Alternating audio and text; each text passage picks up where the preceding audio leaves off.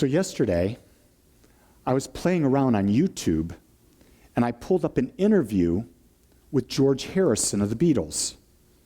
And it was the last interview, the last time George spoke in public before he passed. And it was real interesting listening to him as he talked about his life.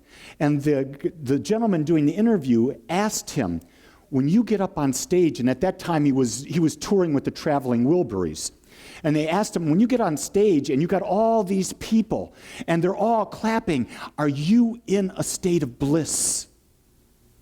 And he looked at him and said, no, I'm in a state of happiness because I've uncovered that bliss is something else. And he started going deeper and deeper into the idea that bliss was this idea that he found studying with the Maharishi, that it was in the state of connectedness that he was able to get into while meditating. And so you got to realize there's George Harrison, one of the most, world famous icons in the world, talking about how his life was now centered. And what was fascinating is after I watched that video, they have videos there, so I clicked on the video that was Paul McCartney giving an interview doing tribute to George Harrison, who just died. And so I listened to Paul talk, and I saw he's not as connected as George was. Then I listened to a Ringo talk, and Ringo was by far way out in a different place. And I got that as I went back and I reflected on the interview with George, George was the one who built the practice of everyday meditation, where Ringo had not. And so their lives were still caught up in the material. So they had a different balance. You following where I'm going? So I'm going to be speaking today about this idea. What does it mean to be balanced? When we think about balance, it's about the idea that a lot of people say, well, there's 7 major areas of life. You've got your spiritual, your physical, your work, your mental, your family, your social, and we want to keep these all in balance with each other. Well, is that really it? And then we hear about the idea, well, I've got to be in balance with my work, and I got to be in balance with my family.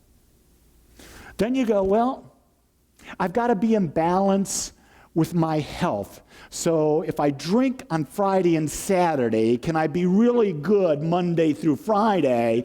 And will I be in balance with my body at that time? And then I start saying, well, what if we worked and we did our best to be in balance? And I sort of said, maybe we'd be in balance with chaos. Because think about this. If you do not know your individual life purpose, what are you seeking to be in balance with? So many people are roaming out there and have not identified their purpose in life, their individual chosen purpose in life, that they're going about trying to do all this balancing act in their lives, and they're there and they're saying, I'm empty, I'm miserable, I'm going to fail, they don't know what's going on. I get people coming to me all the time, Lee, I'm doing everything you tell me, I'm meditating, I'm doing affirmations, I'm doing forgiveness work, I'm doing all this, and I go, so what are your values? What do you value? What are your top values? And from those top values, what is your purpose? Well, I don't know. Does that make sense as to why they might be in a state of confusion, a state of despair, a state of anger? Because they're seeking to be in balance with something they haven't even identified what the purpose is. And this is something we've not been taught. Our children at young ages have not been taught, what is it that you love the most? When we were growing up as parents and we had our little wee tots, our boys were like 2.5 and 4 when we came to Texas. And I think back on my youngest son, and he would be like this addiction for Mario Brothers and Nintendo. And so he would be there in front of the TV on his little stool, just boop, boop, boop, boop, boop, boop, boop, boop, and beat it. And I'd sit down in 3, 5, 7 seconds, it would beat me. But he would do that, and I would say, what's this about? And so both boys continued. Matt was always into the Mario type thing. He really got into the Mario thing. My other son, Stephen, he was more into the strategy games and that type of thing. If you were to look at my son Matthew today, he took those skills that he developed with his fingers and his brain coordination, he uses it now in a computer, where he excels at a genius level, manipulating that computer to do things so that he can present data in a way that's understood, that can help a business grow.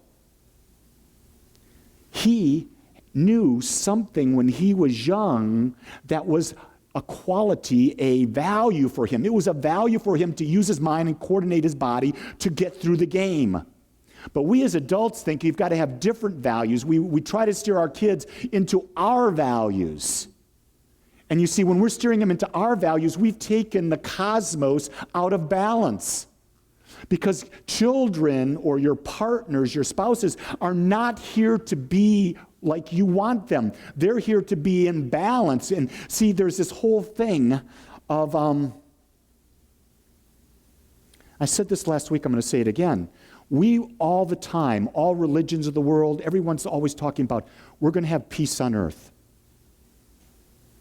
I'm going to tell you, we're never going to have peace on earth.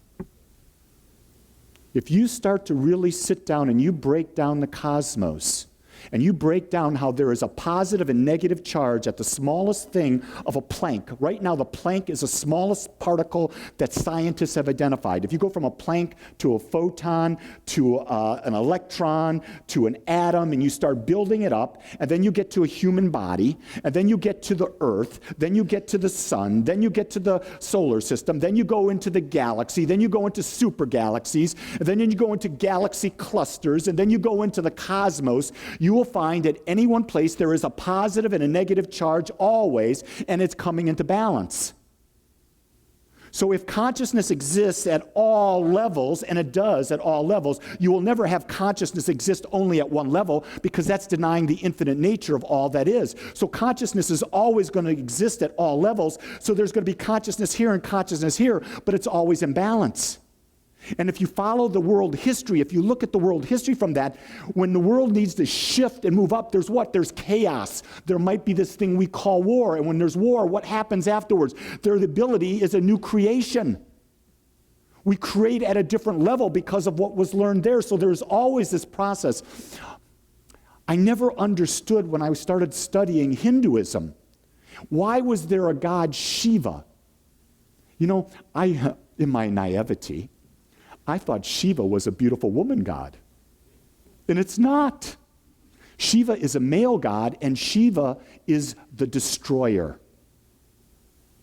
And the thing about why did they have a god? They didn't have a god that was a destroyer. The Hinduism has been so grossly misdone because we come in from our West and we go into India and we have to label religion the way we see religion. But in India, Hinduism meant they had a symbol for a quality of God. So they had thousands of symbols of qualities of God.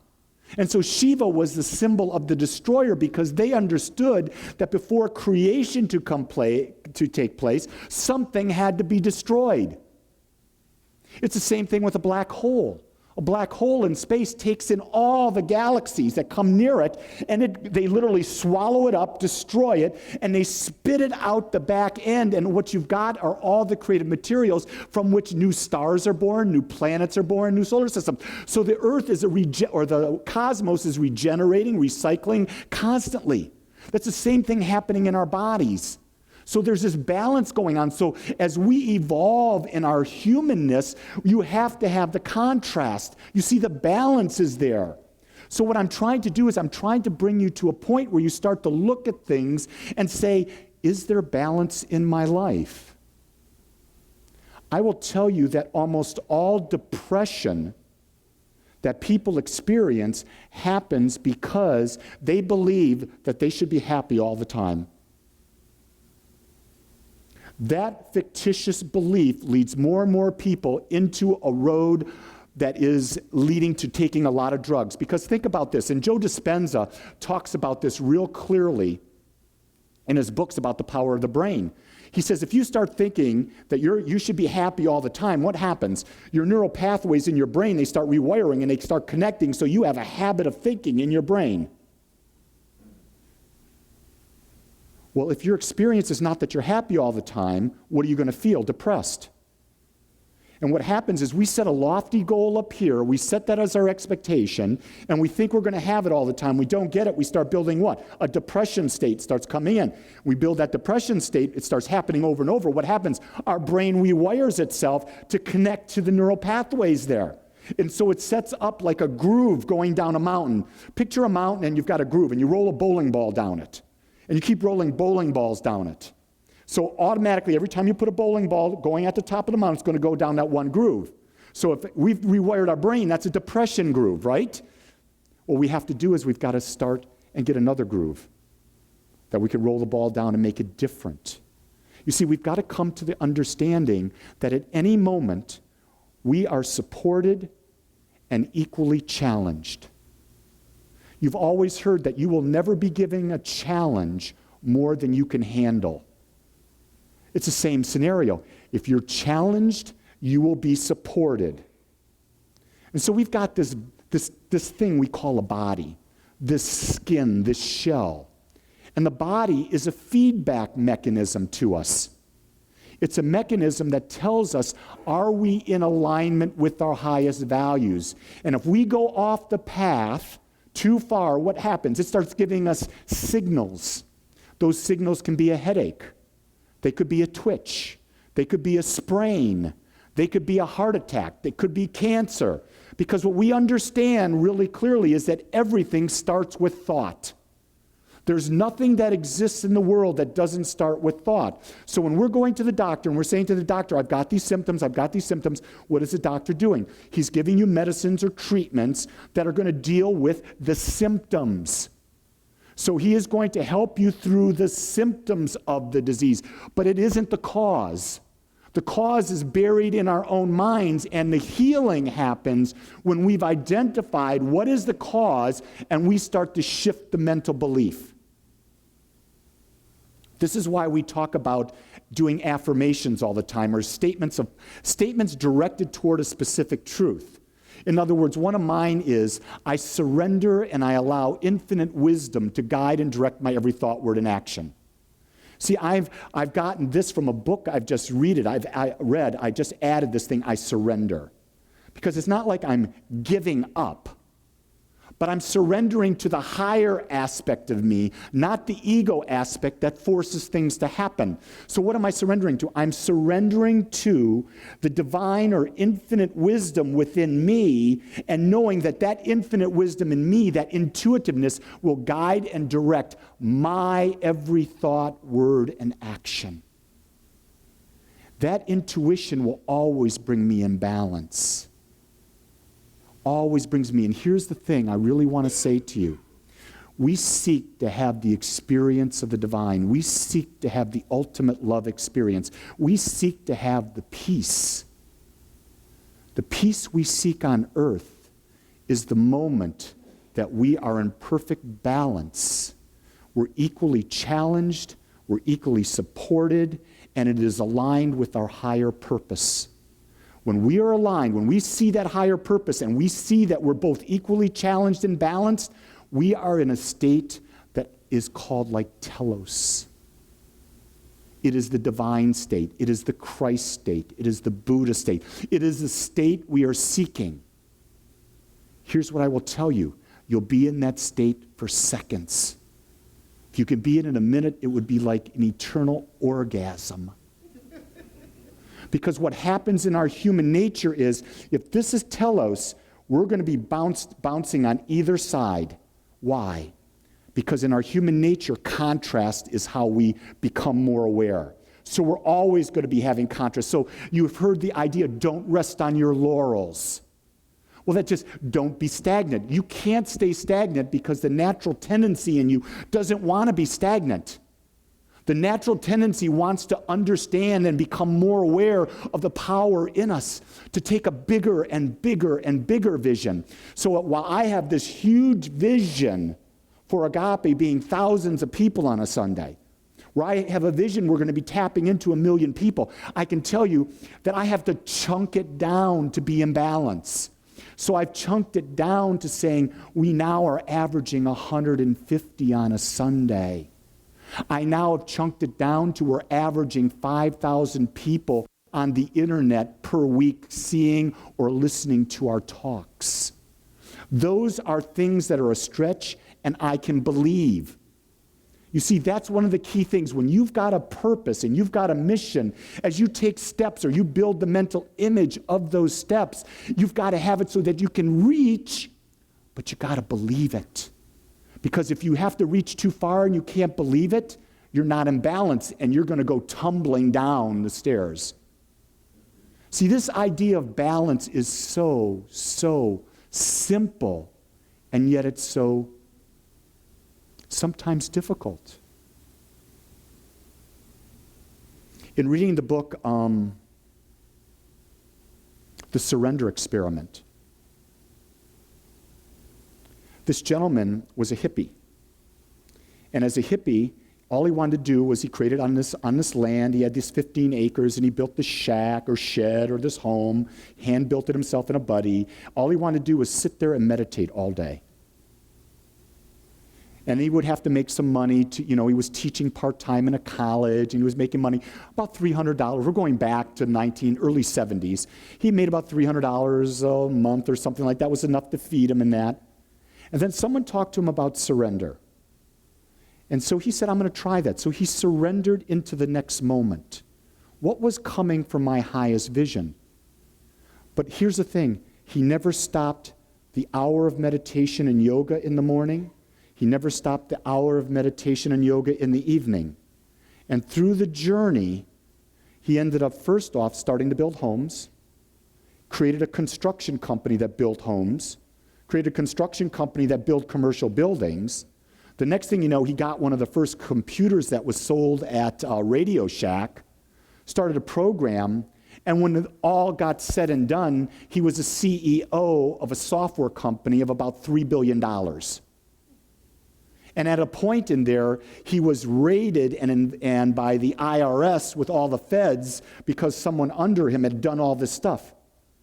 The key thing was his meditation practice in the morning and the evening, never being sacrificed, he was able to be in the contrast and not get torn. How many times do we as individuals get torn because of things that are happening from the outside world? Because we don't understand that when that big challenge hits us, know that there's support over here. We're just not aware that it's there. The key thing is, this is why the teaching of awareness is so critical. Because when we become aware, we understand no matter what the challenge, there's equal support for me. It may be different. Let's say if someone dies in your life, and that's a horrific experience because we lose someone. It's not horrific for the one who dies because the one who dies, they're in a different plane now. They're no longer in the planet. They no longer have the pain of being in the physical body. They're gone. The only reason we mourn is for ourselves. I'll shatter the illusion right now. I'm mourning for them. No, you're not. It's a very narcissistic thing. You're mourning for yourself. But if you knew that that person was truly infinite, you knew that they were moving on, would you really need to mourn, or would you just celebrate? Think about it. We have built so many illusions on this planet by everything that we believe through our religions, through our politics and that we have blanketly bought in. And so I'm saying to you today, this is my challenge. This is the point I want to make. There is a tremendous amount of illusion out there thrown out by every politician, thrown out by businesses, thrown out by religions, thrown out by schools. I'm saying, okay, you are loaded with illusion. I'm saying, you become a balance and you start thinking for yourself. And you start thinking, what works for me? What's in the highest interest for me to create my purpose-driven life where I have an impact in the planet? See, it's not just an impact in my life. It's an impact so much greater. And see, the impact on the planet, let me break it down how simple it is. All you have to do is influence one person. one person, the planet changes. Because you've changed yourself, and one more person changes because they have an influence. That influence is heard everywhere. The key thing is, to do this, you've got to become aware. You've got to become aware and see that no matter what your challenge is, there's a balance. No matter what's happening, there's a cause. Know that if what's happening is not what you want, you can change the cause. It's building a new thought process. We do this every week at Agape. We talk about this, and we're going to keep going deeper and deeper and deeper into how do you become the empowered creator that you were made. You were not meant to be small. You were not to play small. You were meant to dance without limitations. You were meant to do like an Elaine Bettis dance. Remember in Seinfeld when Elaine would get up and dance and embarrass the heck out of everyone? You were meant to dance like Elaine, because to dance and just do the two-step, that's boring. Get up and shake it. Do something wild with your life. Make yourself laugh and grin. Don't do it because you want to fit in. Fitting in is death. Dancing without restriction is pure life. I intend to dance even more free than before, and I know that'll scare you. I invite you to dance it with me. Let's pray.